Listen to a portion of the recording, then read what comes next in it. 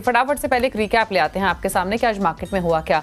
Bank Nifty expiry पर बाजार दायरे में रहा। सेंसेक्स निफ्टी की फ्लैट क्लोजिंग हुई। सेंसेक्स 33 पॉइंट गिरकर 84,266 पर बंद हुआ तो निफ्टी 14 पॉइंट गिरकर 25,797 पर क्लोज हुआ। वहीं mid cap small cap stocks में खरीदारी दिखी।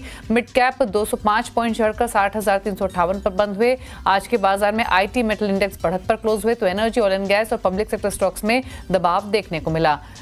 तो ये आज के सेशन की बात रही। हालांकि आज के कारोबार में हमने देखा था सेलेक्ट पॉकेट्स थी जो कि जहां पर हम एक अच्छा मोमेंटम देख रहे थे। ऑल दो ब्रॉडर मार्केट अगर आप देखेंगे मेन लाइन इंडाइसेस देखेंगे तो एक दायरे में ही ट्रेडिंग होते हुए दिखाई दे रही थी। स्टॉक स्पेसिफिक एक्शन हालांकि भरपूर था आज के कारोबार में। कई सेलेक्ट स्टॉक्स है जहां पर एक अच्छी स्ट्रेंथ देखने को मिल रही थी। लेकिन अब सवाल यह है कि कल तो मार्केट्स बंद है, लेकिन नेक्स्ट सेशन है थर्सडे के सेशन के लिए क्या स्ट्रैटेजी होनी चाहिए, इस पर करते हैं बातचीत। सरवेंद श्रीवास्तव मौजूद है। सरवेंद नमस्कार, स्वागत है आपका। पहले तो बताइए क्या आउटलुक थर्सडे के सेशन के लिए मार्केट्स पर। बहुत बहुत नमस्कार दीपाली जी। हमको भी लगा था कि हमको शायद छुट्टी मिल जाए, बट ये हुआ कि भाई कल का बाजार करें जो कि हम परसों के लिए कर रहे हैं। तो परसों के रुझान से आप इसको देख के चलिए। थॉट देखिए यही है जो हमने मॉर्निंग शोज में बोला हुआ है और लास्ट पिछले हफ्ते से बोल रहे हैं फ्राइडे से कि भाई यहाँ पे अब रिस्क रिवॉर्ड्स नेगेटिव हो चुके हैं और जो टारगेट्स निफ्टी के लिए लगे थे कि आएंगे वो 26,200 26,300 के टारगेट्स भी अचीव हो गए। इंक्रीमेंटली मुझे बहुत ज्यादा अपसाइड वहां से नहीं लग रहा जो पिछले हमने हाइज रख दिए 26,300 के आसपास से। तो इंक्रीमेंटली अब आपको यहाँ से मैक्सिमम 400-500 पॉइंट कहीं और वहां से अगर कहीं जगह हुई तो हुई, जो कि हम नहीं कॉल कर रहे हैं। और हमें लग रहा है कि कहीं नीचे में 2,500 पॉइंट निफ्टी में बाकी है, तकरीबन 24,000 23,500 तक की जगह यहाँ पे बनती है। तो 26,000 से अगर आप वहां जाएंगे तो एक डिसेंट डाउन टिक आपको मिलेगा और रिस्क रिवॉर्ड नेगेटिव हो जाते हैं। फिर अगर 600-700 पॉइंट अपसाइड दिख भी रही है अगर, जो कि लो प्रोबेबिलिटी है, तो नीचे में आपको जो डाउन साइड दिख रही है वो 2,500 पॉइंट दिख रही है। तो 1:3 1:4 रिस्क रिवॉर्ड नेगेटिव साइड पे है निफ्टी के लिए। तो थॉट यही है कि लास्ट क्वार्टर चैलेंजिंग होगा बाजारों के लिए और थोड़ा ड्राई पाउडर रखें, थोड़ा मुनाफा बांध के चलें। जो एग्रेसिव प्लेयर्स हैं वो थोड़ा बहुत बेच के भी काम कर सकते हैं, बट मुनाफा बांधें और थोड़ा पैसा घर पे रखें, ये बहुत अनिवार्य है मेरे हिसाब से। ओके चलिए, तो ये रही strategy index wise market wise. कुछ ट्रेड्स आपकी तरफ से सर्वेंद्र फॉर थर्सडे? जी बिल्कुल, जिस तरह से मुझे ओवरऑल ब्रेथ दिख रही है, जिस तरह से ओवरऑल ध्यान है और जहां रिस्क रिवॉर्ड के सेटअप्स में है, 3 ट्रेड्स लाता हूं यूजुअली, तो तीनों सेल की साइड में है। पहला जो मुझे लगता है बजाज ऑटो, यहाँ हमने मॉर्निंग शोज में भी डिस्कशन किया था कल की। देखिए यहाँ पे रिस्क रिवॉर्ड थोड़ा नेगेटिव हो रहे हैं, तो यहाँ बेच के काम करने की राय है नेक्स्ट 1 से 2 दिन के लिए, नेक्स्ट 1 से 2 वर्किंग डेज के लिए। 11,800 के टारगेट्स मुझे लगता है नीचे में कहीं बजाज के लिए आने चाहिए। ऊपर में आप 12,326 रुपए पे एक स्टॉप लॉस भी यहाँ मेंटेन करके चलेंगे इंट्राडे में अर्ली क्लोजिंग बेसिस पे। दूसरा जो है वो है टाइटन। यहाँ पे भी हमें लगता है कि ये जो लेवल्स इसके ऊपर में 3700-3800 के आसपास हर्डल्स रहेंगे। मुझे लगता है यहाँ पे भी आप नीचे के टारगेट देख सकते हैं 3650 के आसपास। बेच के कामकाज कीजिए। आई थिंक 3827 पे अब यहाँ पे एक स्टॉप लॉस लगा के चलेंगे टाइटन में। और last but not the least Apollo hospitals, जहाँ हमें लगता है कि काफी स्ट्रेच, काफी ओवरबॉट है medium to long term charts पे भी, बट लगता है करेक्शन की शुरुआत कहीं यहीं से होगी। तो नेक्स्ट 1 से 2 वर्किंग डेज के लिए मुझे लगता है कि 6810 नीचे में आपको टारगेट्स यहाँ आते हुए दिख जाएंगे और 7251 पे आप एक स्टॉप लॉस भी लेके चलेंगे यहाँ पे। चलिए, तो ये आपको स्टॉक स्पेसिफिक स्ट्रैटेजीज भी रेकमेंड की गई हैं सर्वेंद्र की तरफ से। अब बात करते हैं क्वेश्चंस की जो हमें भेज रहे हैं तमाम कॉलर्स, और पहले कॉलर हमारे साथ कनेक्टेड भी हैं। विमल हैं हमारे साथ सवाल पूछने के लिए। विमल नमस्कार, बताइए क्या सवाल है आपका? जी नमस्कार जी, सर्वेंद्र जी को भी नमस्कार। मेरे पास बहुत बहुत नमस्कार आपको। जी सर, मेरे पास पंजाब नेशनल बैंक के 2,500 share at the rate of 124 और एंजल 1 के 100 शेयर 2,608 और यूपीएल के 100 शेयर 574 में है सर। और मेरा होराइजन लॉन्ग टर्म भी है, शॉर्ट टर्म है, मतलब फ्लेक्सिबल है। आप गाइड कीजिए क्या करें।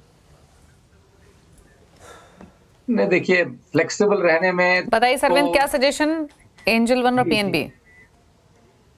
जी देखिए, फ्लेक्सिबल बोल रहे हैं कि मैं हूँ फ्लेक्सिबल नहीं। आप टाइम फ्रेम्स को मिक्स नहीं करेंगे, आप डिसाइड कर लीजिए कौन सा ट्रेड आपका शॉर्ट टर्म है, मीडियम है, टर्म है या लॉन्ग टर्म है, एंड उसके हिसाब से ही आप व्यू मांगेंगे तो मेरे लिए भी बेहतर रहेगा। मैं मान के चल रहा हूँ कि आप जिस तरह से आप थोड़ा सा कंफ्यूज लग रहे हैं, मुझे लग रहा है कि नेक्स्ट 1 से 3 महीने के लिए अगर व्यू दिए जाए स्टॉक्स में तो बेहतर रहेगा। तो एंजल वन की जहां तक बात है, मुझे लगता है कि देखिए डेटा यहाँ पे कम है, स्टॉक 2020 के बाद से डेटा है, बट बहुत लॉन्ग टर्म सेटअप्स अच्छे नहीं बन रहे हैं। और यहाँ मुझे लग रहा है कि करेक्शन जो चल रहा है ये बहुत ज्यादा आपको स्टॉक 2728 के ऊपर टिक नहीं पाएगा फिलहाल, 1 से 3 महीने के हिसाब से बात कर रहा हूँ। तो जब तक 2850 के ऊपर नहीं जाता, रिस्क रिवॉर्ड यहाँ नेगेटिव है। मुझे लगता है कि एक बार आपको ये स्टॉक नीचे में तकरीबन 2100 के लेवल भी दिखा देगा। तो 1 से 3 महीने के लिए यहाँ पे थोड़ा सा बायस थोड़ा सा डाउन है। दूसरा आपका पीएनबी, यहाँ मैं पीएसयू बैंक में कहता हुआ आ रहा हूँ कि लास्ट कुछ महीनों से जो करेक्शन ये लास्ट 4-5 महीनों का चल रहा है, ये पिछले मूव्स को बचा रहा है। तो आइडियली तो नेक्स्ट लेग्स ऊपर के आएंगे। तो यहाँ मेरी राय रहेगी कि थोड़ा होराइजन अगर रखें थोड़ा बढ़ा के, यहाँ मैंने आपको पहले वाले में ट्रेडिंग माइंडसेट से बोला हुआ है क्योंकि वहाँ ट्रेडिंग के सेटअप से दिख रहे हैं। बट पीएनबी अगर आप 12-18 महीने प्लस के हिसाब से रखते हैं तो मुझे बहुत ज्यादा 100 रुपए के नीचे बहुत ज्यादा जाएगा ऐसा फिलहाल नहीं लग रहा।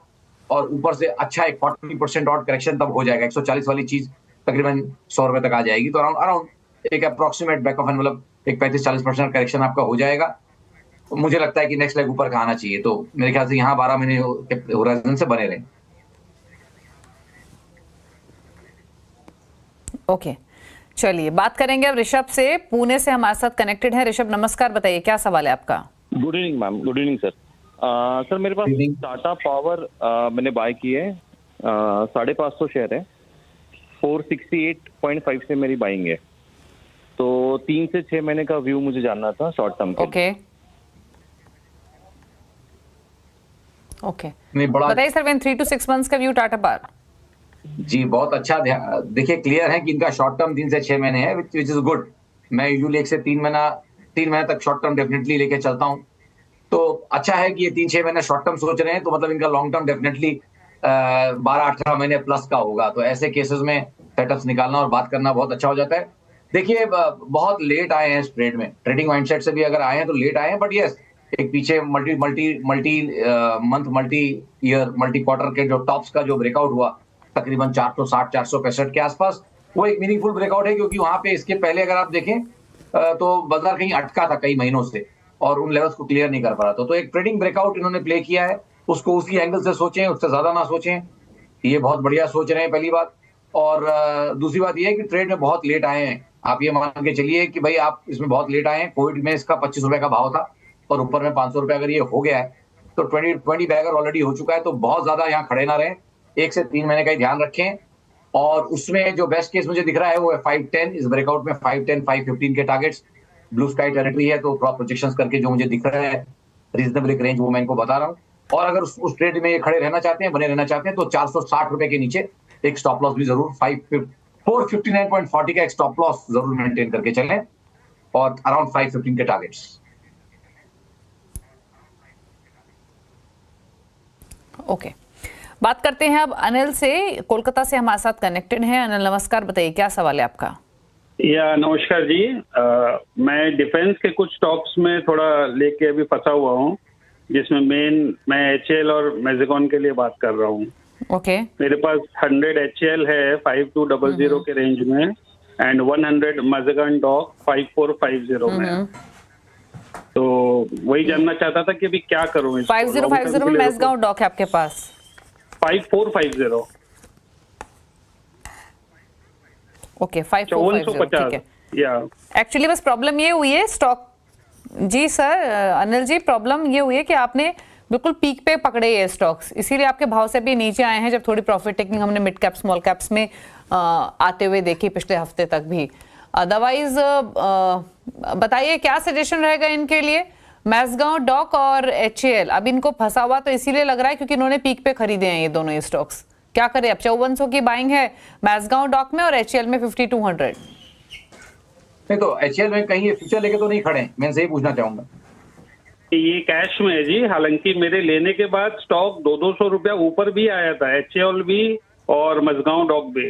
बट मेरा विजन था 15% का, तो मैंने इसलिए प्रॉफिट बुक नहीं किया था। और अब तो मैं देख रहा हूँ कि ये 4400 और 4200 पे आके ये थोड़ा जो है स्टक हो गया है। देखिए अगर आप पिछले कॉलर का हमारा व्यू सुन रहे हो तो थॉट यहाँ पे भी थॉट यही आ जाता है कि आप दोनों स्टॉक्स पे तब आए हैं जब ऑलमोस्ट 20 बैगर हो चुके हैं। इसी लेग में 20 बैगर हुए हैं, मतलब ज्यादा मीनिंगफुल करेक्शन नहीं आए और 2020 के बाद से दोनों स्टॉक तकरीबन 15 to 20 बैगर हो गए हैं। उसके बाद अगर आप इसमें ट्रेडिंग माइंडसेट से आएंगे तो आई थिंक डेफिनेटली खतरे बढ़ जाते हैं, रिस्क बढ़े रहते हैं और बहुत लेट एंट्री है आपकी दोनों स्टॉक्स में। तो ये मैं आपसे माफी चाहूंगा इन द सेंस कि आपको ये थोड़ा सा और अलर्ट होकर करना चाहिए था कि काफी लेट आप इन स्टॉक्स में आए। तो इनके करेक्शंस तो अभी और लॉन्ग ड्रॉन रहेंगे, मुझे नहीं लगता कि नेक्स्ट 3-6 महीने आपके कॉस्ट प्राइसेस के आसपास ये पहुंचेंगे। बट थॉट मेरा यही रहेगा कि भाई उछालों में जितना आप अपना नुकसान कम कर सकें निकलने की कोशिश करें, क्योंकि जो बाजार का डार्लिंग बन जाता है ना, फिर वो डिसअपॉइंटमेंट भी और तकलीफ पेन भी सबसे ज्यादा उसी में होता है। तो मुझे लग रहा है कि ये उसी कैटेगरी के स्टॉक्स रहे या फ्लेवर रहा एकदम डार्लिंग सेक्टर्स, तो ये 3-6-12 महीने भी आपको तकलीफ दे सकते हैं। So maybe good stocks but bad timing, ये मैं बोलूंगा। Okay, good stocks but bad timing. चलिए बात करते हैं अब अगले कॉलर से। सुनील हमारे साथ कनेक्टेड हैं दिल्ली से। सुनील जी नमस्कार, बताइए क्या सवाल है आपका। नमस्कार मैडम, नमस्कार जी।